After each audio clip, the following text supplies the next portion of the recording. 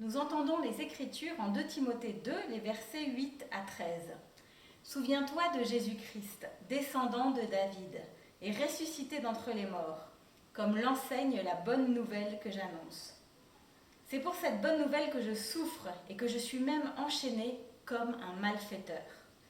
Mais la parole de Dieu n'est pas enchaînée.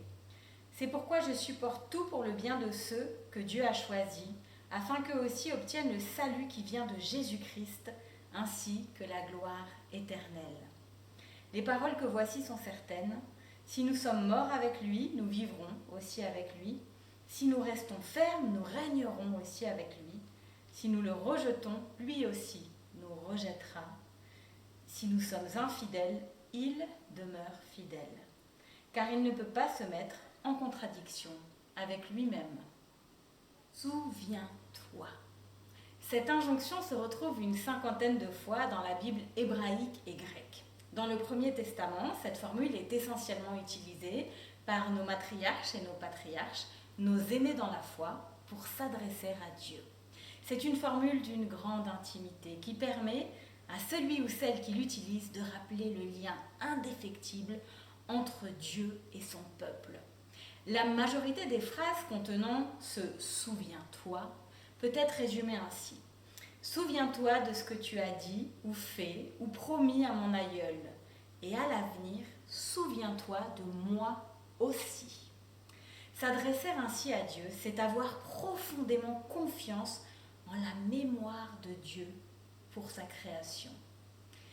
Dans l'autre sens, il arrive aussi que Dieu nous invite à son tour à nous souvenir des faits passés, des histoires au milieu desquelles il n'a jamais cessé de manifester sa présence et son amour. Dans l'épître attribuée à Paul qui nous intéresse aujourd'hui, son école de scribe développe l'aspect pastoral de son ministère en s'adressant à un jeune disciple, Timothée. La description qui en est faite dans ses épîtres pastorales est d'ailleurs émouvante. Élevé dans la foi depuis son plus jeune âge par des femmes exceptionnelles, Timothée présente des qualités certaines pour l'annonce de l'Évangile, une vie semée d'embûches et même de persécutions. En tout cas, c'est ainsi que l'épître présente la vie de disciple. Le passage lu précédemment a retenu mon attention en cette période d'agitation, de trouble, d'interrogation. Timothée est exhorté à se souvenir de Jésus-Christ.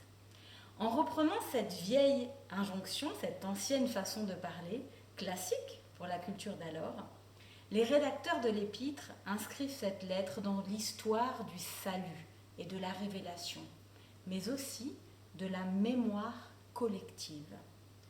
Souvenez-vous de ce que Dieu a fait. Souviens-toi, Dieu, de nous. Souvenons-nous des uns des autres. Se poser pour réfléchir aux fléaux du siècle passé, aux épreuves que nous croyions si éloignées dans le temps et l'espace de nous et de notre façon de vivre, n'est pas vain. Au contraire, cette prise de conscience nous amène à une certaine humilité, malgré toutes les avancées technologiques et de toutes sortes. Nous ne maîtrisons pas tout. Pourtant, des choix déterminants sont vraiment possibles. Et surtout, dans la lutte pour la survie de l'espèce humaine, tant de héros et héroïnes du quotidien ont combattu. De génération en génération, inlassablement, avec foi et conviction, des médecins, des chercheuses, des personnels hospitaliers, des citoyens, toutes sortes de personnes avec des charismes multiples ont œuvré pour que notre environnement soit plus sain, que les hôpitaux soient accessibles à tous et toutes, et que les médicaments les plus efficaces et les moins nocifs possibles soient disponibles. Mais aussi pour que des solutions harmonieuses et durables soient mises en place pour nos sociétés. Cependant, et pour revenir au texte biblique, il nous faut faire mémoire.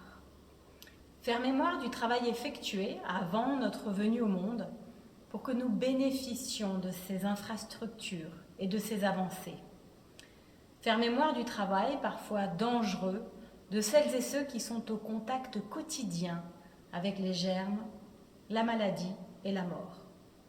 Nous avons un vrai devoir de transmission de notre esprit de reconnaissance, mais aussi le devoir de nous dire, les uns les unes aux autres, « Souviens-toi ! Souviens-toi, frère déconfiné sans masque, que d'autres continuent à réanimer des malades la nuit. Souviens-toi, sœur adepte de la livraison des colis hebdomadaires, que d'autres quittent leur maison tôt le matin pour pouvoir te les préparer. Souviens-toi, mon frère, ma sœur, qui n'applaudit pas à 20h, que rien actuellement n'est acquis, sans vaccin ou vraie réponse médicale, et que les personnels hospitaliers continuent de travailler, parfois la peur au ventre, pour que toi et les tiens ayez la possibilité d'être soignés. Souviens-toi, dans ta manière de consommer et de vivre, que notre avenir commun dépend de ta façon d'incarner ta place de consommateur et de consommatrice. Si, sur bien des points, nos trajectoires diffèrent et ont parfois du mal à raisonner ensemble, si nos désaccords peuvent hélas nous égarer, nous avons néanmoins la responsabilité commune de tout mettre en place pour que demain, les générations qui nous suivront puissent se souvenir du courage de leurs aïeuls et de leur capacité à prendre des décisions justes ensemble. Car, nous dit Dieu, toi aussi, souviens-toi. À Dieu seul soit la gloire. Amen.